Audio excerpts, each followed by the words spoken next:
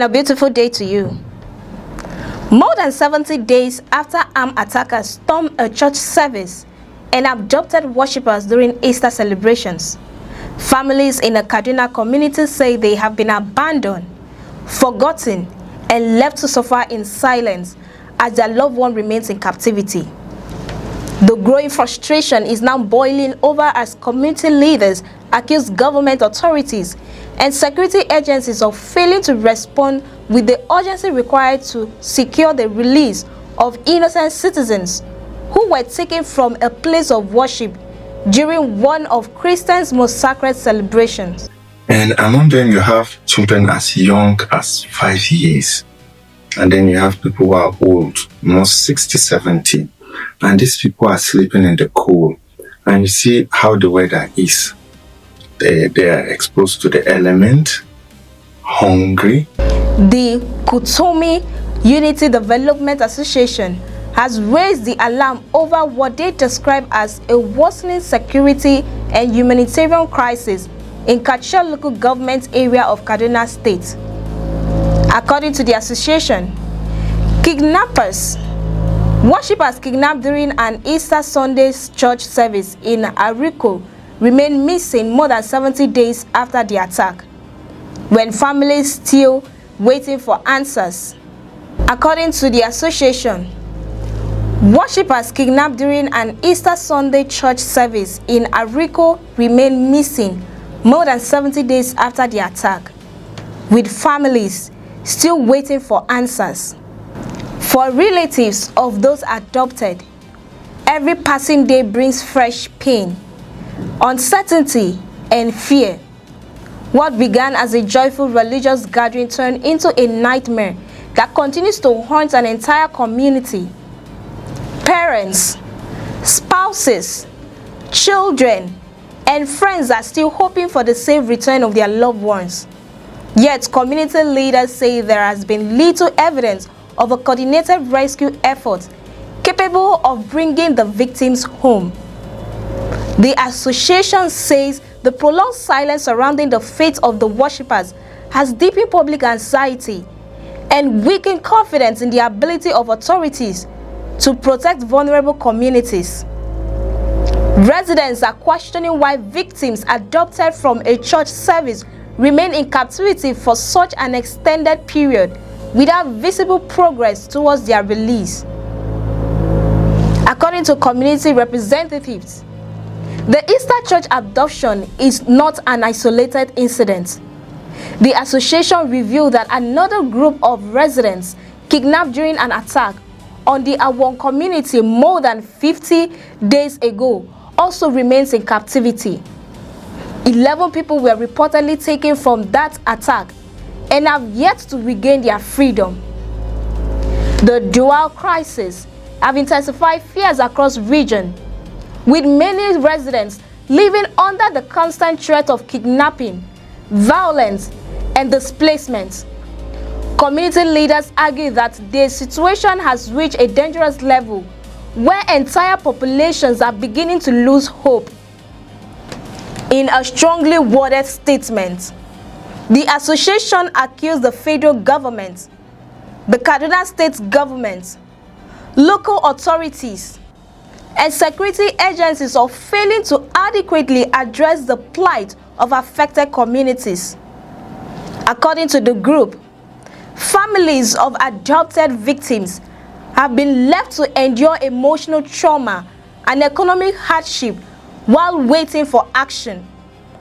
The association stated that many relatives of those kidnapped have exhausted their savings while searching for information about their loved ones. Others continue to struggle with emotional distress as uncertainty surrounding the victims grows with each passing week. Beyond issue of abductions, community leaders say insecurity has devastated large sections of Kutomi land and surrounding communities.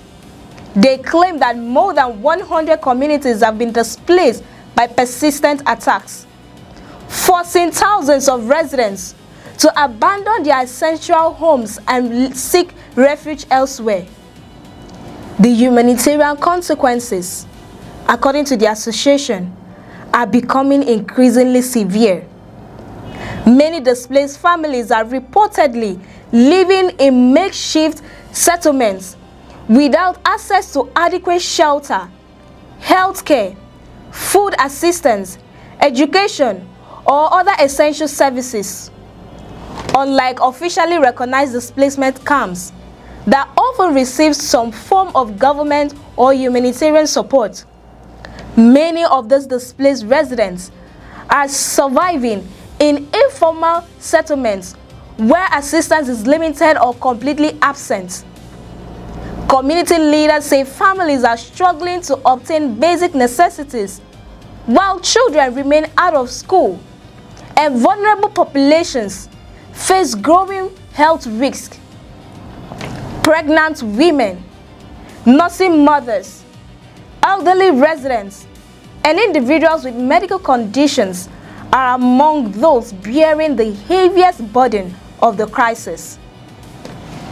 The association painted a troubling picture of worsening hardship, saying many displaced persons are battling hunger, disease, poverty, and uncertainty. Residents who once depended on farming and local economic activities have lost their livelihoods, leaving many families dependent on limited support from relatives and charitable individuals. Community representatives insist that repeated appeals to government authorities have produced little tangible improvement. They argue that attacks continue while affected communities remain exposed to further violence. As frustration grows, the association is demanding immediate action from all levels of government. It is calling for intensified security operations aimed at securing the release of all abducted victims and preventing further attacks on vulnerable communities.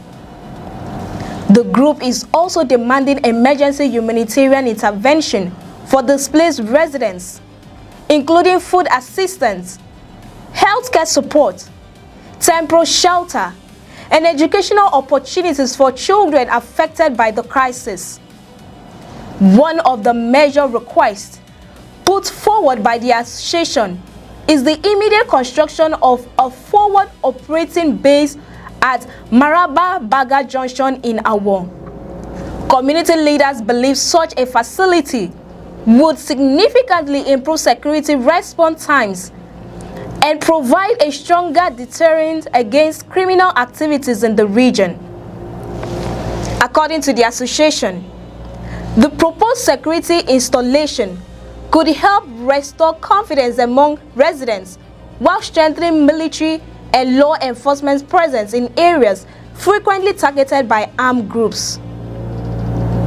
The situation in Kachil highlights the broader security challenges confronting many rural communities across northern Nigeria.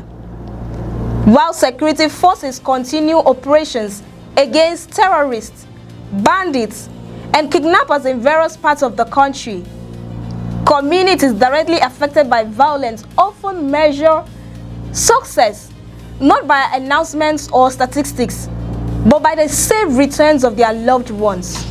The situation in Kachir highlights the broader security challenges confronting many rural communities across northern Nigeria. While security forces continue operations against terrorists, bandits, and kidnappers in various parts of the country, communities directly affected by violence often measure success not by announcements or statistics, but by the safe return of their loved ones. For the families of the Easter worshippers, the issue is deeply personal. More than 70 days after the attack, they are still waiting for a phone call, a rescue operation, or any sign that those taken from the church will return home alive.